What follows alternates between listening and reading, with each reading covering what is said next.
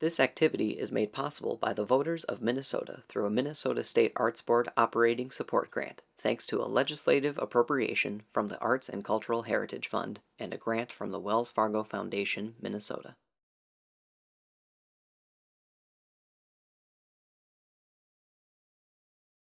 Hi, I'm Nygel Witherspoon. Welcome to the Schubert Club Music Museum Mini. So today I'm going to be talking a little bit about the cello.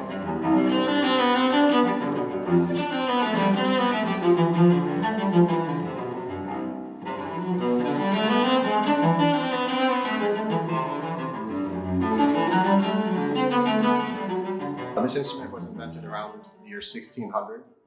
It's part of the violin family of instruments, which originated in Italy around the early 1500s. The other instruments in this family are the violin, the viola, and the double bass.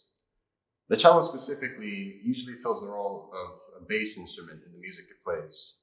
It can be seen in this role in orchestra and chamber music a lot, where it sort of solidifies the harmony and the rhythm of the music. However, the cello is not always in the background. In fact, there's a type of music called the concerto, where the solo instrument, which could be anything from a cello to a flute, plays with orchestral accompaniment. So the cello would be playing the solo part. In this type of music, you can really see the full range of the instrument. There's also another sort of category of music, which is unaccompanied music. For instance, the Bach cello suites, which are very well known, where the cello just plays by itself with nothing else. So the cello is a stringed instrument, which means that it uses strings to make sound. The cello has 4 strings. There's an A string, a D string, a G string, and a C string. Now, if you look closely, you can see that as they go from the top to the bottom, they get thicker. And that's because the thicker the string is, the lower the sound it makes, and the thinner ones make a higher sound. The strings are attached at the top of the instrument to pegs, which are housed in this scroll, which is this top part. This kind of twirls around here. At the lower end, they're connected to the tailpiece, which is this sort of wooden piece at the bottom. In the middle, you'll notice there's another piece of wood, and this is called a bridge. And this has 2 functions. It adds tension to the strings, and it also allows the vibrations from the strings to get transferred into the body of the instrument, where they then can reverberate and project out to the listener. So to play the cello, you use something called a bow, which is this right here. It's just a wooden stick, and it has horsehair attached to it. And this hair creates friction with the string. And when you pull it across, it makes the string vibrate and produces sound. To make music on the cello, like instead of just plain open strings, you put your fingers down on the fingerboard and press the strings down against it. The fingerboard is just this black piece of wood that runs underneath the strings. So when I put my finger here, for instance, you notice instead of the whole string vibrating, it's just from my finger to the bridge. And because the string is shorter, it makes a higher pitch. So the cello, one of the great things about it is that it really can make a lot of different sounds and a lot of different characters. I want to demonstrate a few of these techniques with examples from the cello repertoire that really sort of bring out the character and the versatility of the cello.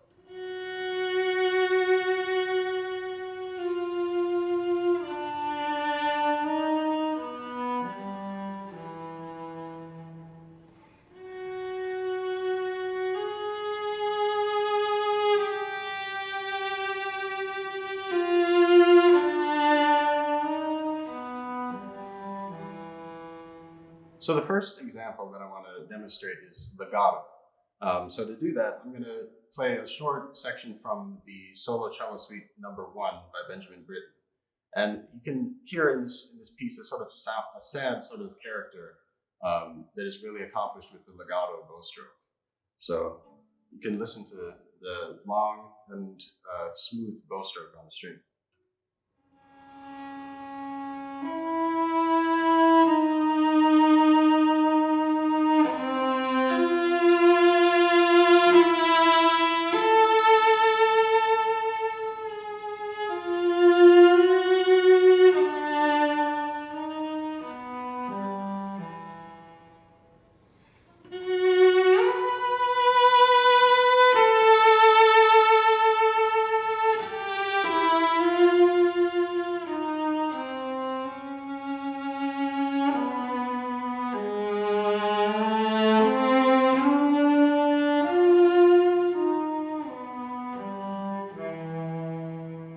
The next technique I want to show is Spicado.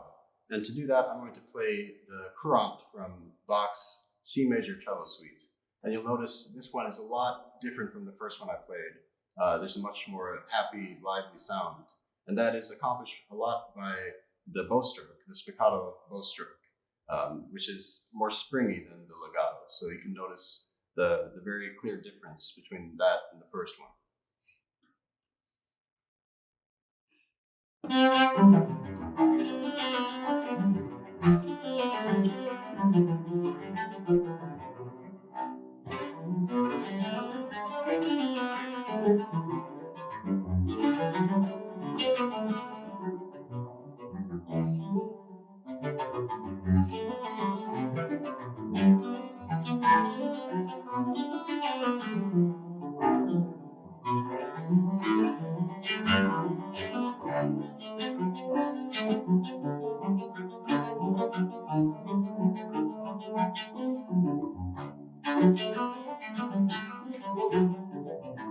The next technique I want to demonstrate is pizzicato.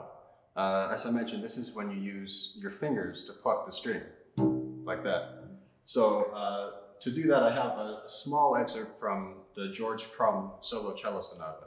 And this has a lot more sort of quiet sound, but very, very intense, a very focused sound from the pizzicato. So you can listen to that and hear how that differs from the first two examples.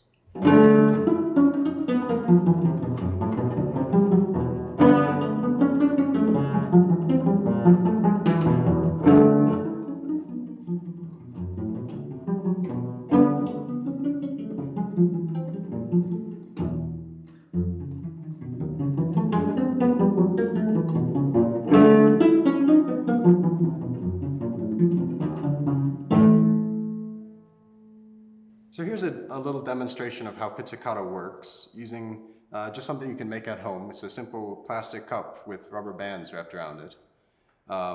Basically, when you pull on the string of the cello like that, and then let it go, it vibrates and makes sound.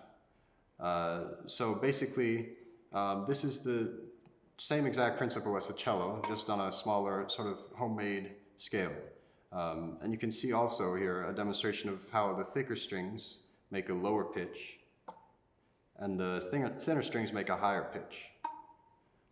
So that's just something you can do at home to see sort of how a cello works, just on a very simple design. The final technique I want to demonstrate is double stops.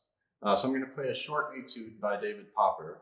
And in this, you'll notice I play two notes at the same time, but there's also something else that you can listen for, and that's called left-hand pizzicato. And basically what that means is while I'm playing with the bow, I also pluck the strings with my left hand. So what that does is sort of adds more depth to the sound and just another layer. It makes even more variety in the music, while to hear the contrast between that and the bowed sound at the same time.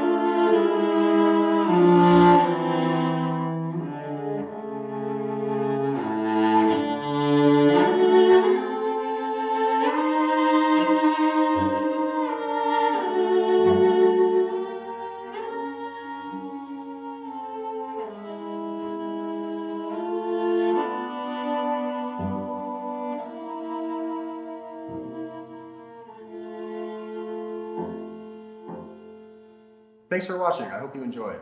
If you want to see more about the cello, you can come here to the museum and learn more about music and instruments.